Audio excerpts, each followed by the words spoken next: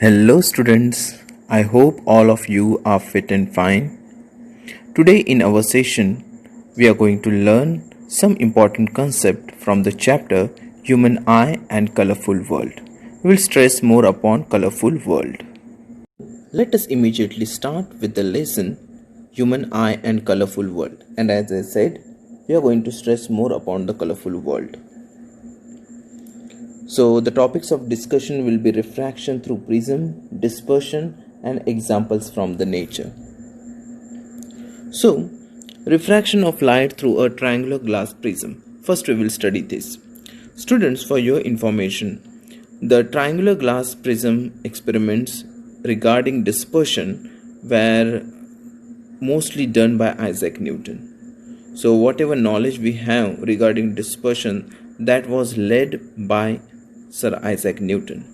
So we should thank him because of him there is entire subject called spectroscopy whose base is entirely because of the findings of Sir Isaac Newton.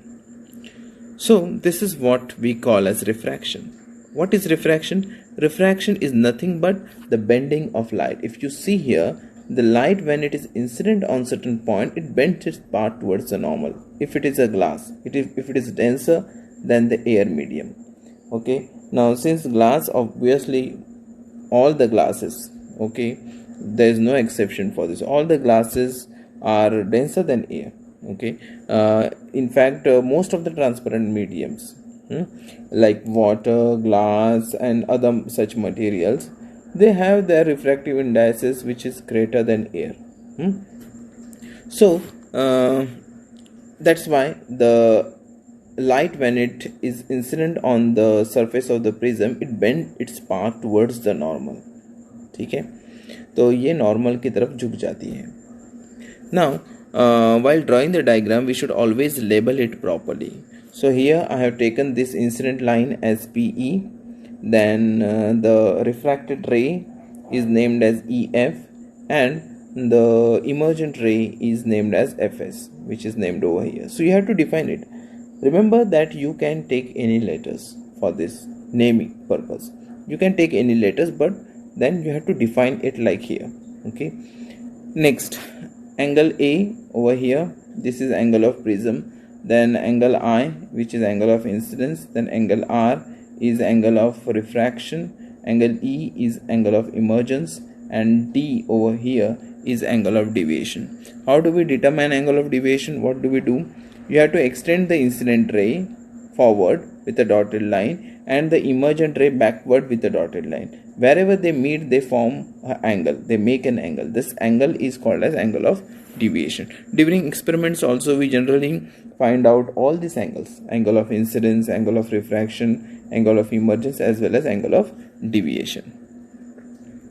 Then dispersion of light by prism. So this is what dispersion seems like. Okay, so whenever a white light is incident at particular point, if the source of light is narrow, okay, then what happens is after refraction, white light splits into various colors, and these various colors that we see are the 7 ones, starting from violet. Then there is a indigo, blue, green, yellow, orange, red. Okay, so this is a range, entire range of the light that is dispersed, and this range we can see. Of course, there is a light below the red color and beyond violet color, talking about frequency. Okay, so there are other colors which we cannot see. So beyond red and beyond violet also there are colors. Okay, but our eyes has certain limitation, so we cannot see it. Well, the activity that we can do here is you have to take a thick sheet of cardboard and make a small hole or narrow slit in its middle. तो बीच में एक छोटा सा whole बनाओ या फिर narrow slit बनाओ. Allow sunlight to fall on the narrow slit, and then what you have to do? Allow the light to fall on it. This gives a narrow beam of white light. Okay. Now take a glass prism and allow that narrow light to fall on the prism, on one of its face, and then you see it from the other side. What you will observe, when you will turn the prism slowly, at one point you will see this beautiful band of colors, which is called as the spectrum of the white light. So spectrum, why do we need to study spectrum, or why do we need to observe spectrum? Students, it has a wide range of applications, including to find out the elements present in the distant objects like distant planets or distant stars. Okay, तो ये जो बहुत दूर planets होते हैं या फिर बहुत दूर के stars होते हैं या फिर उनके भी कुछ planets रहेंगे, तो हमें वहाँ पे कौन सा टाइप का मटेरियल है वो हमें यहाँ बैठ के पता चल सकता है using spectrum. Because the fact is just like our fingerprints, जैसे कि हमारे फिंगरप्रिंट्स, हर इंसान के फिंगरप्रिंट्स अलग होते हैं, right? Everyone's fingerprint are different. Similarly, every element's spectrum, every compound's spectrum is different. You will hardly find any element which has the same spectrum. So that is like a fingerprint of an element or a compound or a molecule. Anything you take, they have their own spectrum. And using the spectrum, you can identify what type of material it is from distance without even going there. Okay. So it's very useful. This entire subject, there is this entire subject called spectroscopy in physics, which studies about spectrum and the applications of spectrum. So why does this happen? You have seen that the white light is dispersed into 7 color components by a prism. Different colors of light bend through a different angle with respect to incident ray as they pass through a prism. The red light bends the least, while the violet light bends the most. If you want to see it again, I would like to show it again. See, here the bending of red is less compared to the violet. Violet ज़्यादा bend हुआ है compared to red. Why does this happen? The reason is the wavelength. If the wavelength is more, then the bending is less. If wavelength is less, then bending is more. Here, in this case, violet has a less wavelength, so it bends more. Red has a least wavelength in all the colors. Sorry, I made a mistake. Red has a greatest wavelength in all the colors that we see. Okay, so उसका wavelength ज़्यादा है, तो वो bend कम होता है in fact. So since the red color's wavelength is greater than any other color that we see, that's why it bends the least. Whereas the violet, on the other hand, it has the least wavelength, okay, in all the colors that we see, and that's why it bends more, because that is the rule of the nature. So let us see the next topic, recombination of the spectrum of white light. Isaac Newton was the first to use glass prism to obtain spectrum of sunlight. He tried to split the colors of the spectrum of white light further by using another similar prism, but he could not get any more colors. तो उसने क्या किया, पहले एक prism रख के जो 7 different colours आए थे, और एक प्रिज्म रख के और स्प्लिट करने की कोशिश करी, but it didn't split. Then he placed a second identical prism in inverted position with respect to the first prism, like this. And then what happened was very surprising. These 7 different colors that are split by the first prism, they were brought together by another prism. Okay, तो दूसरे prism ने वो सारे colours को एक साथ लाके फिर से एक वाइट लाइट में कन्वर्ट किया. So what Isaac Newton concluded was this white light is comprised of 7 different colors. Okay, he found that white light emerging from another side of the second prism. Okay, so white light, when it entered into first prism, it split into 7 different colors, and when he placed another prism in inverted position, what happened? These 7 different colors again came back to form a single white light. This observation gave Newton the idea that sunlight is made up of 7 colors. But to be realistic, now we know that there are more colors. Initially, the scientists, including Isaac Newton, didn't know that there are more colors. But it is only the limitation of our eyes that we cannot see the colors beyond violet and beyond red. तो हमें सिर्फ violet और red इतना ही range में colour दिखते हैं, उसके पार और सारे कलर्स हैं जो हमें दिखाई नहीं देते. ठीक है, तो beyond red and beyond violet there are more colors, but because of our limitation, because of limitation of our eyes, we cannot see them. The next topic is rainbow. Talking about rainbows, a rainbow is a natural spectrum appearing in the sky after a rain shower. So this is a photo of a rainbow. As you can see here, there is in the downside below the rainbow there are some violet colors, blue, then there is green, yellow, orange, and then above there is a red. So you can see that red has deviated the least. Why? Because you already know that red has a greater wavelength. Now it is clear that this is caused by the dispersion of the sunlight by tiny water droplets present in the atmosphere.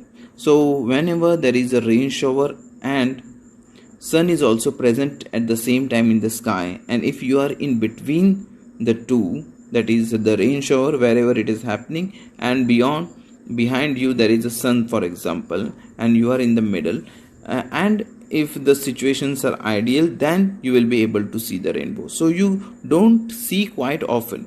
The rainbows are not seen quite often. Most often it happens once after September or October. So whenever it is not too much cloudy, there are some clouds, it is raining a little bit, so there it happens most of the times during afternoons or during evening time. A rainbow is always formed in the direction opposite to that of the sun, so you should be in the middle. The water droplet act like a small prism. So just like a prism, just the way prism disperses the light, similarly the prism also disperses similarly the water droplets also disperses the light, like this. For example, if sunlight is entering at certain angle, then it will disperse little, then there is a reflection, and then once it comes outside it disperses even more. Okay, so this happens because of this water droplet. This water droplet act like a small prism. They refract and disperse the incident light. यहाँ पे dispersion होता है, and then there is one internal reflection, and then again it refracts. Okay, and again there is a dispersion. You might have observed the apparent random wavering or flickering of the object seen through a turbulent stream of hot air rising above the fire or radiator. So wherever there is radiator or fire, just above it you will see this turbulent stream of hot air, and that makes the things beyond those watt stream of air, you feel that the objects are floating in the air. So this happens because of that hot air. What happens because of hot air? Hot air has a lesser density compared to the cooler air, and since the hot air rises above and cool air takes its place, there is a constant change in density of the air above the fire or above the radiator, okay, or whatever hot surface is there. Okay, just above it the air is constantly changing its density, because the nature of the air is the hot air rises above and cool air takes its place. So this happens continuously, and so whenever you see beyond it, whatever objects are there beyond that air, you feel as if they are floating, because light keeps on refracting. I repeat, because light keeps on refracting, keeps on changing the path. Therefore the object beyond you, beyond those that air, it feels as if they are floating. The air just above the fire makes the hot air and then air further up. The hotter air is lighter than the cooler air and has a refractive index slightly less than the cooler air. Since the physical condition of the refracting medium are not stationary, the apparent positions of the objects are also seen to be fluctuating. This wavering is the effect of atmospheric refraction. Then comes the twinkling of stars. This is another evidence in nature that there is refraction of light. The twinkling of the stars is due to the atmospheric refraction of starlight. So ये जो दूर के तारे होते हैं, वहाँ से जो लाइट आती है, वो जब एटमॉस्फेयर में एंटर करती है तो एटमॉस्फेयर हमारा स्टेडी नहीं रहता, हमेशा जो एयर होता है उसका डेंसिटी चेंज होते रहता है, and that's why the intensity of the air keeps on flickering, and that's why you see twinkling of the stars. So the atmosphere bends the starlight towards the normal. The apparent position of the star is slightly different from the actual position, like this. So this is your actual position of the star, and this is what you see because of the refraction. So this happens because of refraction. Also, the intensity keeps on changing. The apparent position of the star is not stationary but keeps on changing, since the physical condition of the Earth's atmosphere is not stationary. That's why. Okay, since the stars are very distant, they are equal to a point size source of a particle of a light. Okay, so point size source of a light gives you this twinkling effect. As the path of the ray coming from the star goes on varying, the apparent position of the star fluctuates. Okay, and the amount of starlight entering the eye also flickers. So there is flickering of the light, and that's why there is twinkling effect. And that's why star twinkles. Advanced sunrise and delayed sunset. So we can see the sun 2 minutes earlier than its actual time of rise. Also, after sun sets, even 2 minutes later we can see the sun.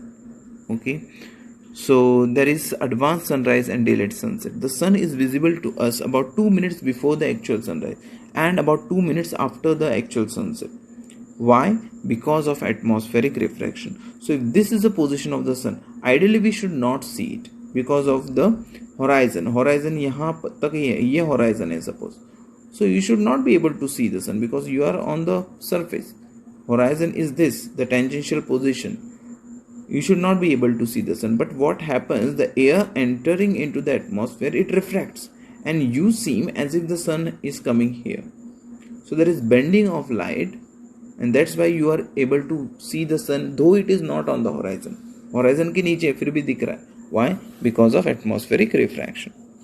By actual sunrise we mean the actual crossing of the horizon by the sun. तो horizon cross नहीं किया होता है, फिर भी हमें sun दिखता है.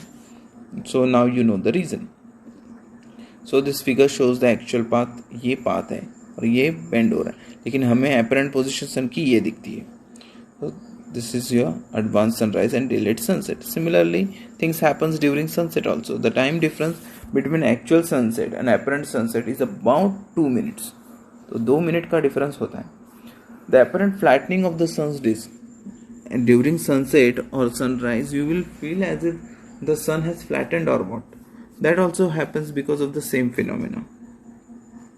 Now, why is the color of the sky blue?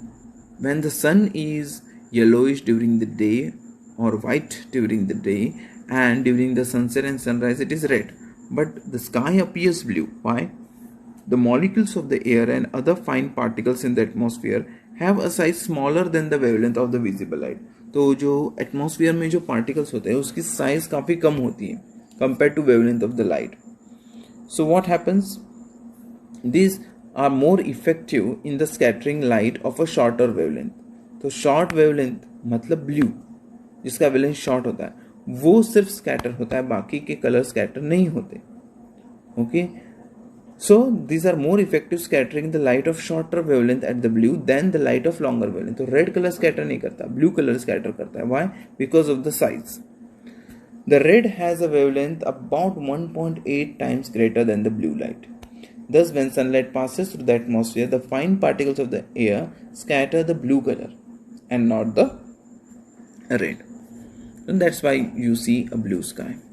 Then why does the sun appears red during the sunrise and sunset? The light from the sun near the horizon passes through a thicker layer of air, like this.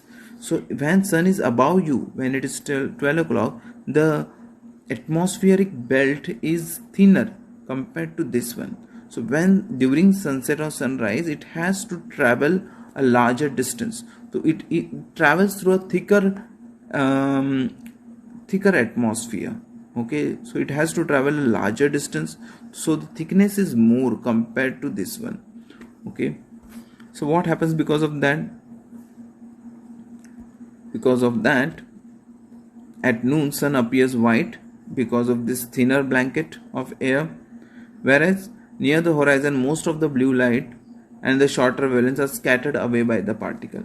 तो दूर का distance है तो ज़्यादा light scatter होता है, and then what reaches our eyes is only red because it has a greater wavelength. Red color easily scatter नहीं होता क्योंकि उसका wavelength काफ़ी ज़्यादा होता है. That's why we are able to see the red color of the sun during sunrise and sunset. So that was all for today. I hope I was able to explain you all the important phenomena of the colorful world. So what is your homework? Your homework is to solve the exercise given at the end of the lesson. There are these beautiful questions given at the end of the lesson in your NCERT textbooks. Please try to solve them. If you have any doubt, feel free to ask. You can put your questions or queries in comment box also. So see you during next session. Until then, take care. Bye bye.